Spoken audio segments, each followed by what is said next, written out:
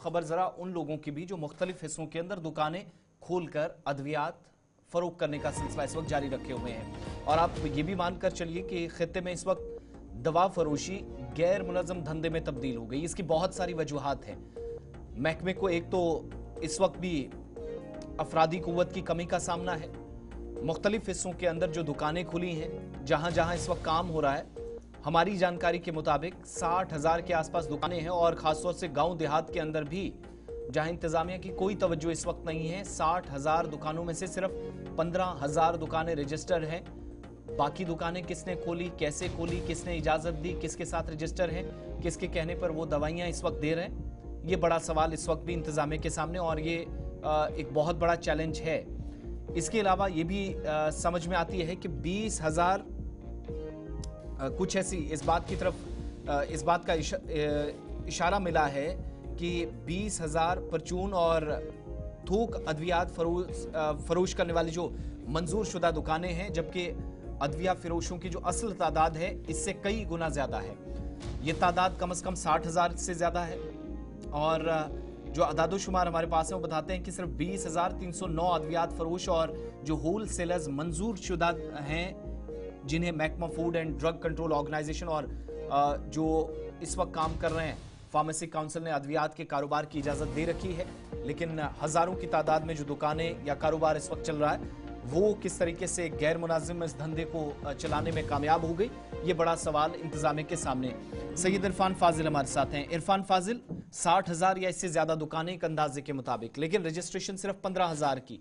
ये जो बाकी दुकानें खुली, इसकी क्या वजूहत मालूम होती हैं, और क्या अथॉरिटीज़ के पास ये डेटा है, एनालाइज किया गया चीज़ों को, कि जो दवा फरोश मुख्तलिफ हिस्सों के अंदर और तकरीबन हर कोने में आज मेडिकल शॉप खुल गई है, इनको किसने इजाज़त दी?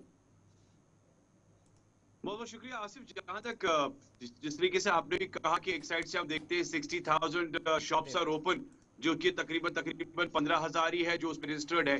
ड्रग सेल्स को लेकर मैं कहूँगा ये अनरेगुलेटेड बिजनेस है, it's a huge mafia now. क्योंकि डिपार्टमेंट की एंड से अगर मैं बात करूंगा, जिस तरीके से हम कह रहे हैं कि उनसे जब सवालात खड़े करते हैं तो उनका मानना है कि मैन पावर शॉर्टेज है। और दूसरे जानिब अगर देखें तो आसिफ विलेजेस को लेकर कोई पूछताछ नहीं है। विलेजेस में यानी गांव देहातों में जिस तरीके से मेडिकल शॉप्स खुली है, वो कितने लाइसेंस है, उसमें कितना टर्नआउट है, किसी को पता नहीं है।